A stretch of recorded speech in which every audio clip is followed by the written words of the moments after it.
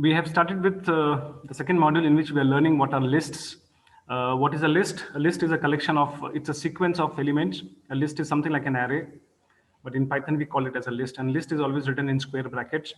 A list can contain elements of any data type. It can contain a string, a floating point number, or an integer. And we can access elements of the list by using something called as an index. For example, if I have a list containing 4 elements, the first element can be accessed at index 0. So the name of the list into square brackets 0, if I write, it means I'm accessing the first element, and so on. So this is how we access elements of the list. We have learned all this. Then we saw how to use loops with lists, how to iterate through all the elements of the list. Okay, we saw that. And then we also saw one more operators, the in operator and the not in operator. The in operator will return a true or a false. The not in operator will also return a true or a false. The in operator will return a true if the element is found in the list, and the not in will return true if the element is not found in the list, and so on. There are some examples here. Then multiple assignment trick, that if I have a list called as cat containing 3 elements, if I say size, that is a variable size is equals to cat of 0, the first element will be put into there. So instead of assigning all the elements of the list to individual variables like this into different lines, we can simply write it like this: size, comma, color, comma, disposition is equals to cat. So all these 3 elements will be assigned. So we have seen this multiple assignment trick. This is called as multiple assignment trick. So we have seen all that. Then we saw what is the enumerate function. The enumerate function returns you 2 things: the index of the list item and the item itself. So we have seen that example in the last class. Then we learned 2 important functions of lists, that is random.choice and random.shuffle. What will random.choice does? It will simply pick up some element from the list and it will give it back to you randomly. And what does the random.shuffle function does? It will shuffle your list, put the first element to the last element, third element to the second element, and so on. So it shuffles the elements of the list. Okay, that also we have seen. Then we saw what is augmented assignment operator. Instead of writing spam is equals to spam plus 1, in Python we can write it as spam plus is equals to 1, which is similar to this. This facility is available in other programming languages also. Okay, now let us go further and try to understand the different methods. Okay, this is what this is where we had stopped in the last class. Now we will see what is the meaning of a method. We will see what is the meaning of a method, and how many different types of built-in methods are available with lists, that we will see. What is a method? A method is actually a built-in function, a built-in available with a list. We make use of these methods to make our job easy. For example, there is a method called as sort, S-O-R-T, sort. What does that sort function or sort method do? It will sort the array. Okay. Now, we need not write a program to sort the array ourselves. We can simply apply that method on the list and I will get a sorted list. Like that, there are different types of methods available. We will have to learn all the methods. Okay. So what is a method? A method is the same thing as a function, except it is called on a value. Okay. A method is the same thing as a function. So we invoke a function using this. So we access, like how you saw here. How did we access the function? Which function? The random function. How did we access? We wrote random.shuffle, and then we sent this as a parameter people. So we are accessing the function shuffle with a dot operator. Like this, we can access methods of a list using a dot operator. Okay, so please remember that we use a dot operator to access a function and a method both. If I want to access, let us say, this method or this function shuffle, then I make use of the library dot, and then we write the name of the function. So this is how we invoke functions in Python. Similarly, a method is also similar to a function, only we have to access that using a dot operator. But before that, there should be some value. Okay, what this means is a method is same as a function, except it is called on a value. Value is the list itself. So you will understand what is the meaning of this value when we start seeing the examples. Now, there is the first method that we're going to learn is the index method. Okay, so as and when I'm doing this, I will just copy this on Notepad. I'll paste. So this is the first method that we will be doing. What is a method? Index. Okay, the index method is used. The index method is actually used on the index method is actually used on a method the index method is used on the list. And what does this index method do is you have to pass to it a value, and then this method index will give me at what index that value is present. It will give me at what index okay. If I use this index method, it will give me at what index the value is present. Okay, you will understand this by an example. Let us say that I have a list called as spam containing 4 items: hello, hi, howdy, and heyas. If I say spam, the list dot operator I use, and I call this method index, and I call that method index.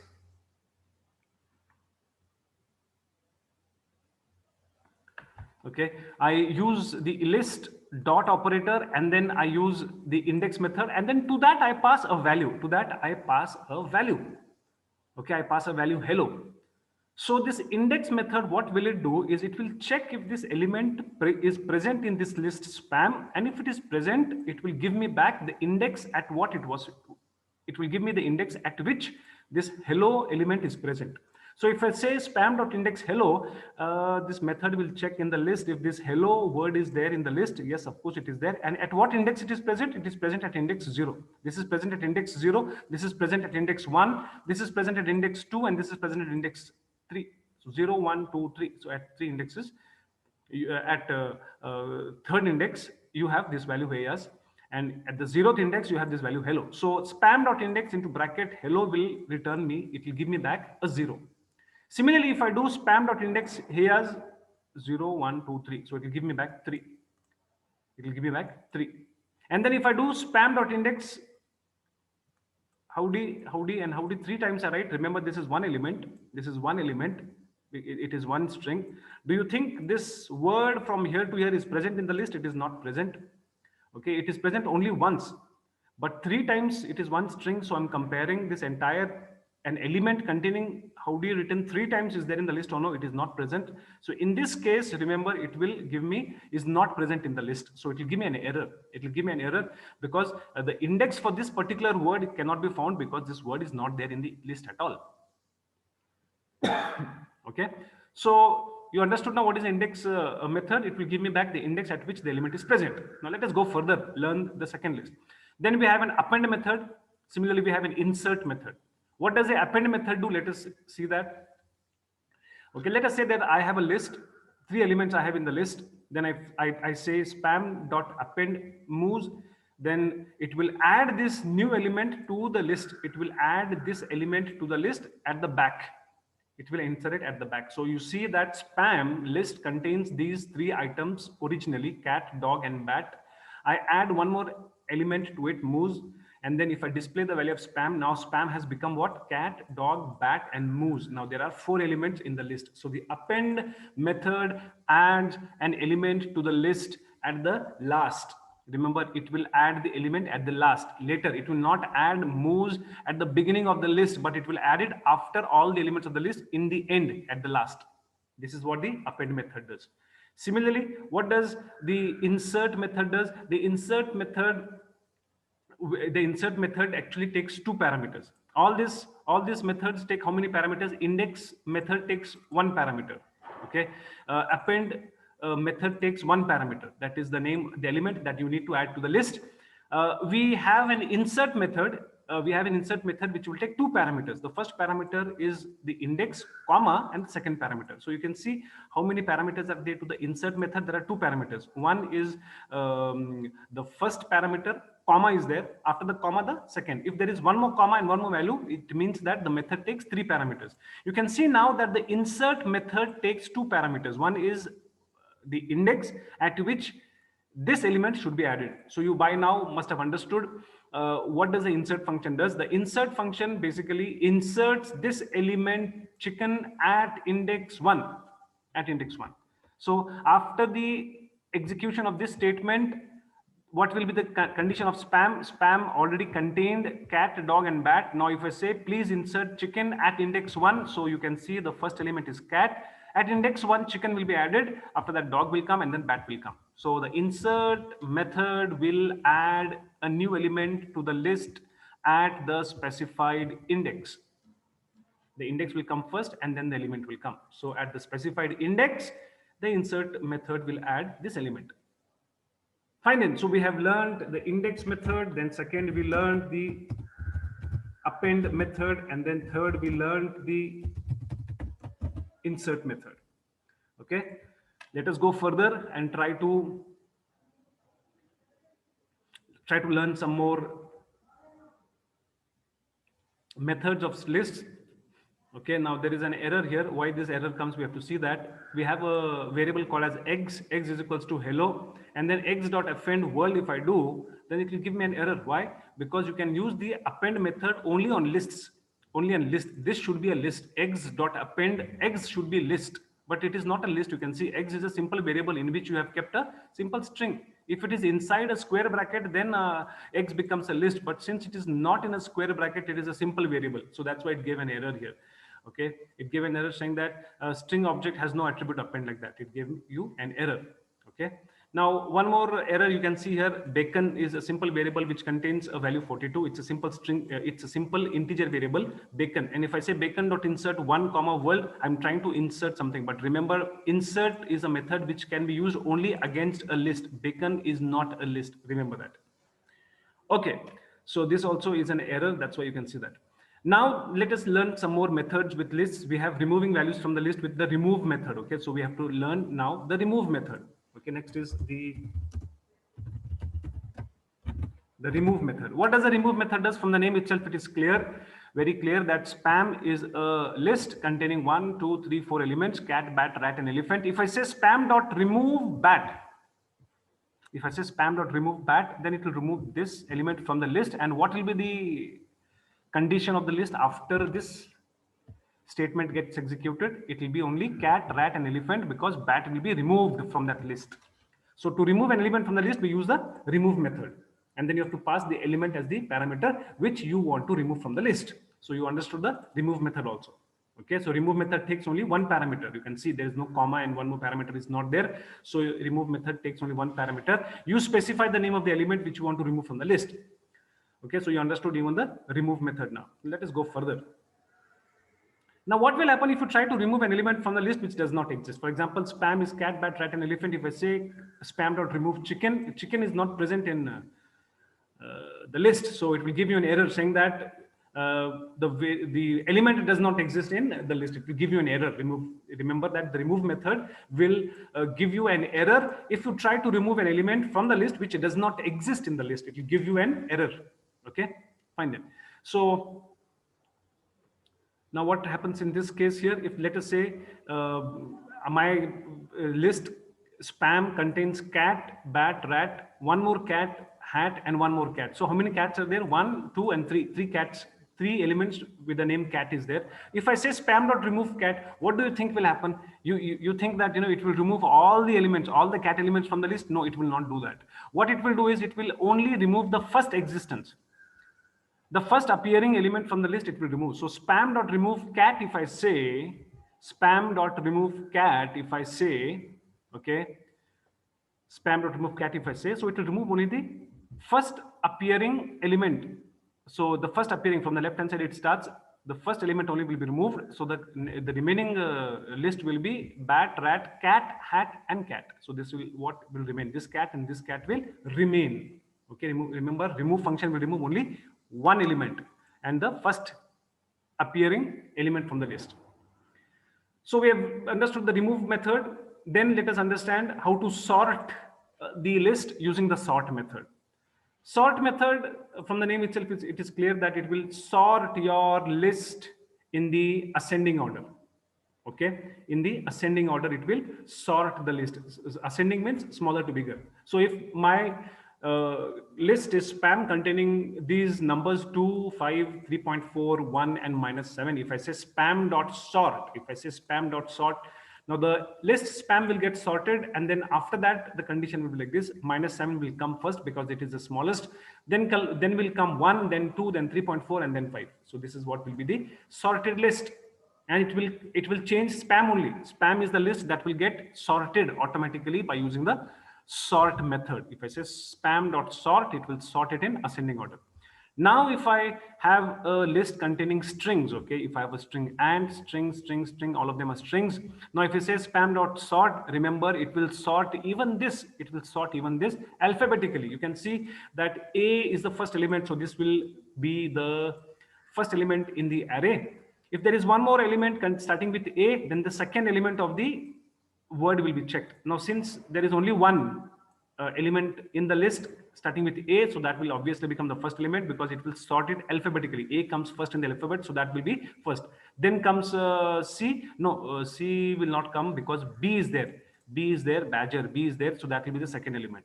Then after that, C is there, so that will be the third element. D is there, fourth element. E is there, fifth element. So it will sort even strings in alphabetically.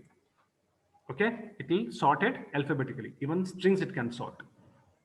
Okay, then after this, we also have a keyword called as reverse. If you want to sort the array, not ascending, if you want to sort it in the descending order, then you can simply do this spam.sort reverse is equals to true. This is the keyword called as reverse is equals to true. If you write it in the bracket, then your list spam will be sorted in the descending order. What is the meaning of descending order? Bigger to smaller. So if I sort spam descending order, if I say spam.sort reverse is equals to true, if I write, remember it will be descending. If you want it ascending, you simply write spam.sort. That's it. The bracket will open and the bracket will close like this. Spam.sort will sort it in the ascending order, but spam.sort into bracket reverse is equal to true. If you write, it will sort it in the descending order. So first will come elephants, then dogs, then cats, badger, and then finally ants. It is in the descending order. So please read this a little bit of theory, but if you understood, you can explain this in your own words. Now I will tell you exactly where this will be asked in the examination. In the examination, they will ask you, explain any five built-in methods which are used on lists. So you have to write and explain with the help of an example these methods: index, append, insert, remove, and sort. And one example you have to take for this, and you have to explain. You will get full marks. Remember, they will ask this for 8 marks. They will ask, explain any 4 built-in methods of lists. Any 4 out of this you can explain in your own words. Take your own example and you can explain. And each will carry 2 marks. So altogether, you will be asked for 8 marks. They will ask you this question for 8 marks. They will ask. Okay. Fine, then let us proceed and see if we have any more methods available. So we have spam.sort. Now see what happens if you have a list containing integers. See that you have 1, 2, 3, 4, and then you also have strings along with that. So if you have a list which contains both integers and strings, if you try to sort that, it will give you an error. It will give you an error. If your list contains only integers, only strings, or if your list contains only integers, if it contains, if you sort, no problem, it will sort it. If your list contains only strings, if you sort it, no problem. If your list contains a mix of integers as well as strings, if you try to sort it, it will give you an error saying that it is not supported. When you try to use the less than sign across, this is all built in, but it will give you an error. This integers and strings cannot be compared. That's why it will give you an error. So make sure you use the sort method on lists containing only one type of data. It should be all integers or it should be all strings. Not only integers, if your list contains a mix of integers and floating point numbers also is fine, no problem. You can see it here on the top. Your list contains integers, whole numbers, and it contains even 3.14, which is a floating point number. So basically you can apply the sort method on those lists which contains only numbers, or it should contain only strings. Numbers means it can be a mix of integers as well as floating point numbers. But if you have a mix of numbers and strings, error, it will be error. Okay, now there are some more examples here. You can just go through that. A little variations are there. Then you also have the sort function, which we can use along with the key. Now if you need to sort the values in a regular alphabetical order, pass str.lower for the key argument. Okay, you have to pass for the key, you have to str.lower. What will this do is this causes the sort function to treat all the items in the list as if they were lower without actually changing the values in the list. Okay, now what does this method sort and key is equals to str.lower does is, first of all, it will consider all the elements of the list as lowercase. So this capital Z and small z does not make any difference. Both of them are same. This small a and capital A will have no difference. They are same. So basically what does this sort into bracket key is equals to str.lower does? It will consider, by writing this key is equals to str.lower, you tell the sort method to consider all the elements of the list as lowercase. So if there is an uppercase letter, it will be considered as lowercase a. If there is an uppercase z, it will be considered as lowercase z. So that's why you can see this small a, small z, capital Z, because both of them are same. Okay, so spam.sort key is equals to str.lower will consider all the elements as lowercase, and that. And similarly, you also have key is equals to str.upper. If you write str.upper, then all of them will be considered as uppercase, so the smaller case. So it will not make any much difference. Finally, after sorting, you will get the output like this only, A, Z, Z only. Okay. Reversing the values in the list with reverse method. So I have spam, cat, dog, and moose. If I say spam.reverse, if I say spam.reverse, then it will reverse the elements. Moose, which is the last element, will become the first element. Dog, which is the second element, will remain the second element. Cat, which is the first element, will become the last element. So the reverse method will reverse the elements of the list. The reverse method will reverse the elements of the list.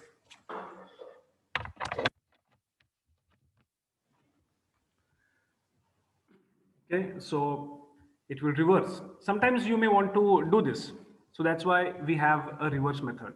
Okay, so after sort, we have even the reverse method, which will reverse the elements of the list. Okay, this is quite simple, no problem. Exceptions to indentation rules in Python. So this is not important. Then after this, what we have here is the magic 8 ball with a list. So there is a small program that is, I think, there with respect to your. So what I have here is, so in the first module, you have one program, important program, a short program, guess the number. Guess the number program, you know, we had done this in the last class. Okay, guess the number is the program which we had done in the last class, not last class, when we finished module 1.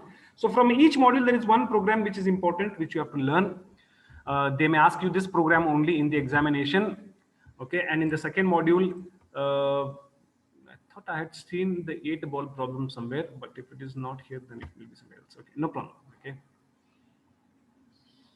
Yeah, there it is. You can see magic 8 ball with lists. So this program is there for the examination. They may ask you that program with lists. So after learning augmented assignment operator, after learning all the methods, then we have an example program. We have to write the magic 8 ball program, the magic 8 ball program, and we have to use list for that. Okay, that program is over here. We will execute this program in the next class, and we will see. Okay, this is that small program. It is not big. It is not big also. Okay, it's a small program. So we will see how to write that program in the next class. So magic 8 ball with lists is the program which is there for your syllabus. We will see that. Okay, and that's it. After that, let us see what is there in the syllabus. So after the 8 ball program, lists like types, then we have strings, tuples is there. So this is that program. This is the explanation for that program, the tuple data type. Yeah, from here starts.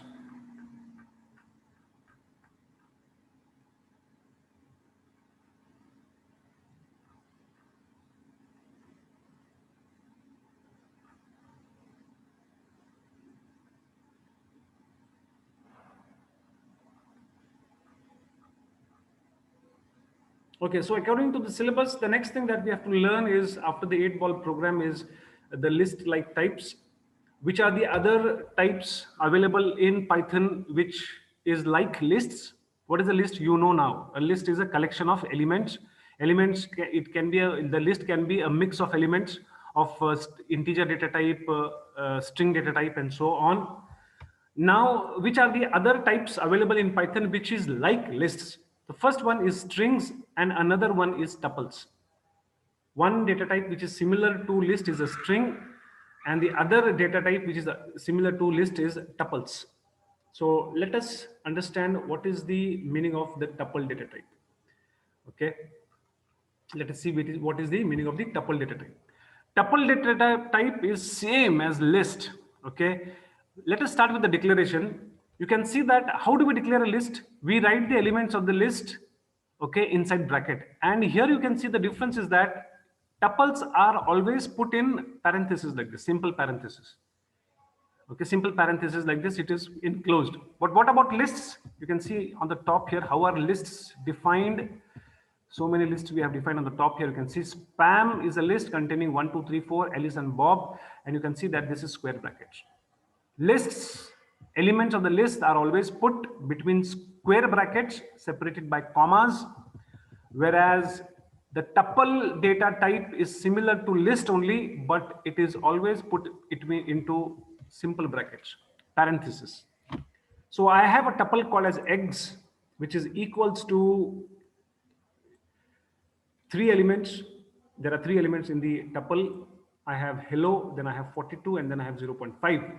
And I have put them in simple brackets. So at the moment you see the simple brackets, simple parentheses here, curly braces, when you see, you should know that it is a tuple.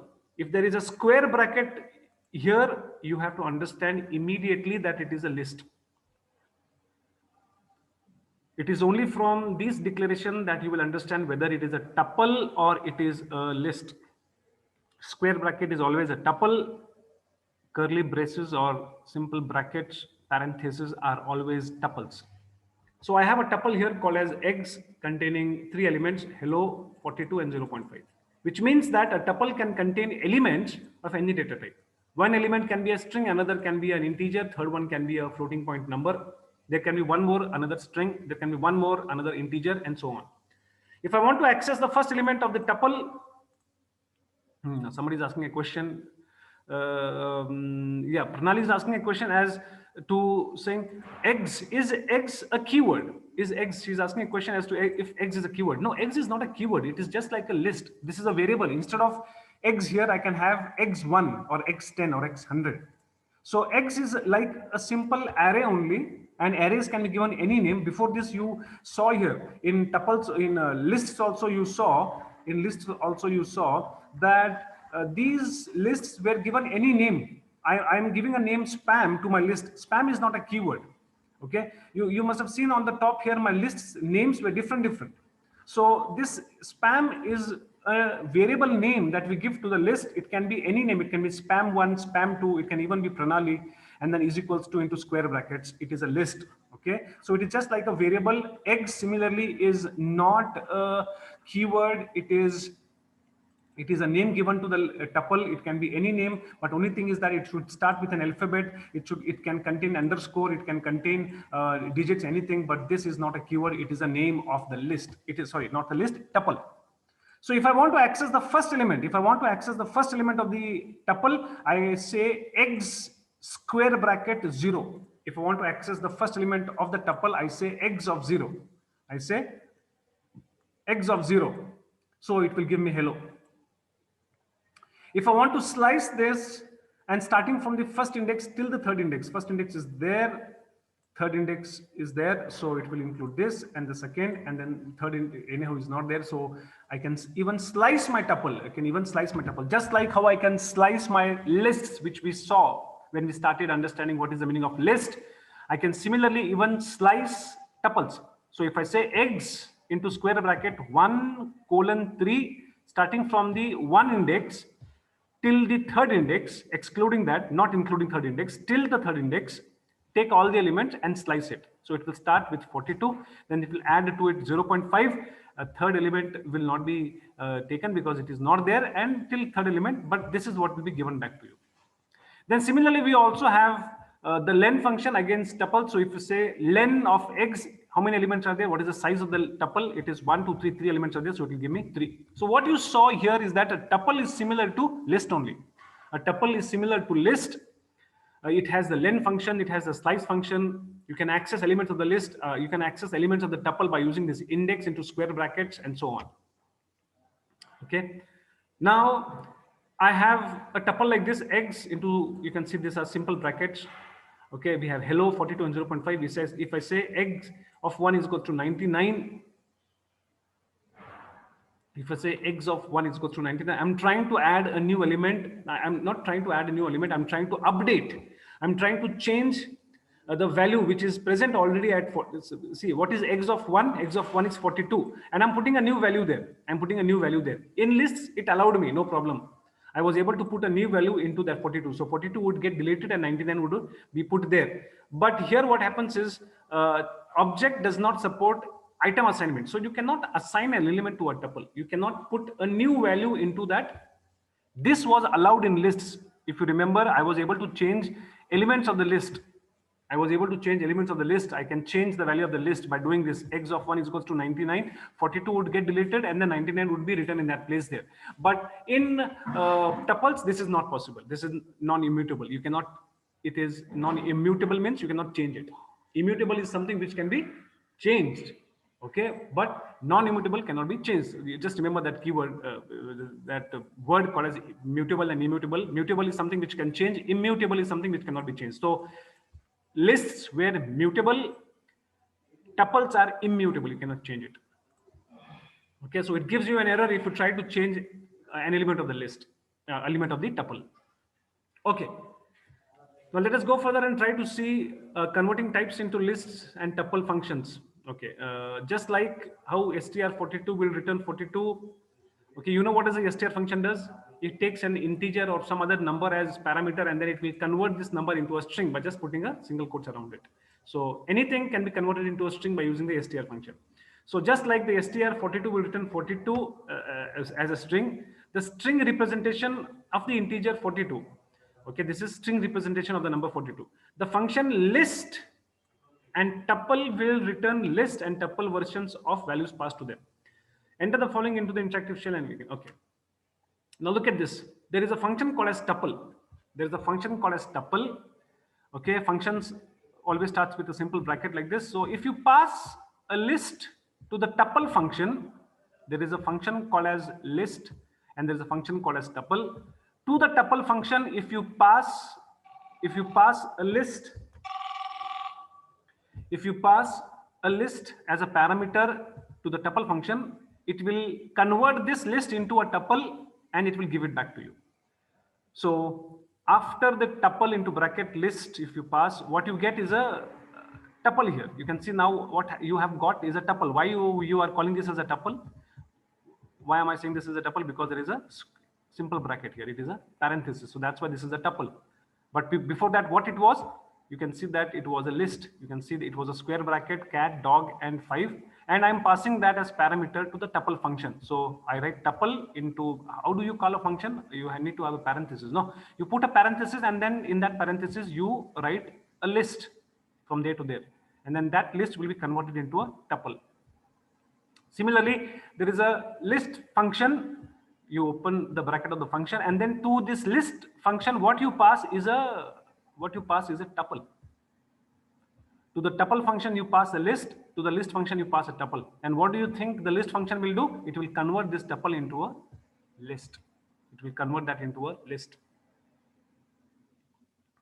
Okay. Similarly, the list function converts a string into, this is a string. What I'm passing to the list function, you see.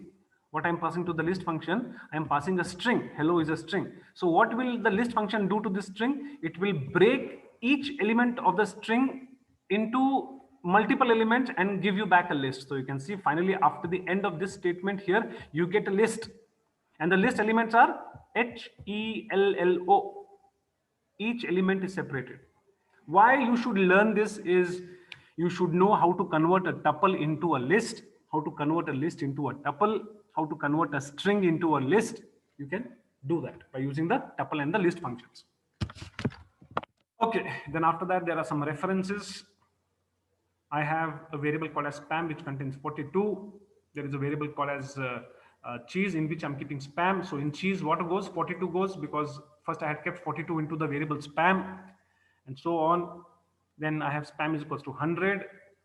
And now if I display spam, then you of course, because the value of this spam will get changed and you get 100. If you display cheese, it will be 42. I think what we're trying to do here is when you assign 42 to the spam variable, you are actually creating the 42 value in the computer's memory and storing a reference to it. Okay. So what we are doing is, this is the concept of references, allocating memory in the computer and then storing the values and all that. So you can see what is the meaning of a reference. References basically is nothing but a variable.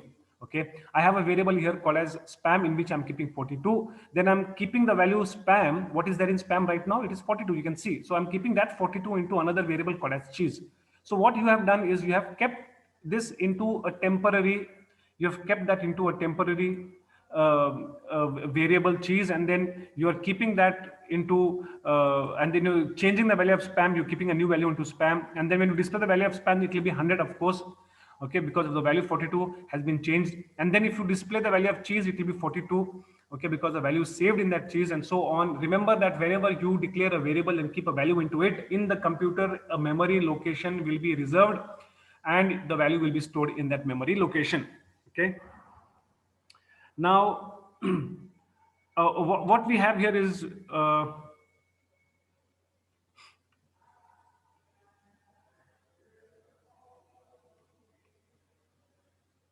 yeah, with respect to lists, how does this work? I will tell you. If I have a list here called as spam containing these values 0, 1, 2, 3, 4. So how many elements are in there in the list? We have 6 elements in the list: 0, 1, 2, 3, 4, 5.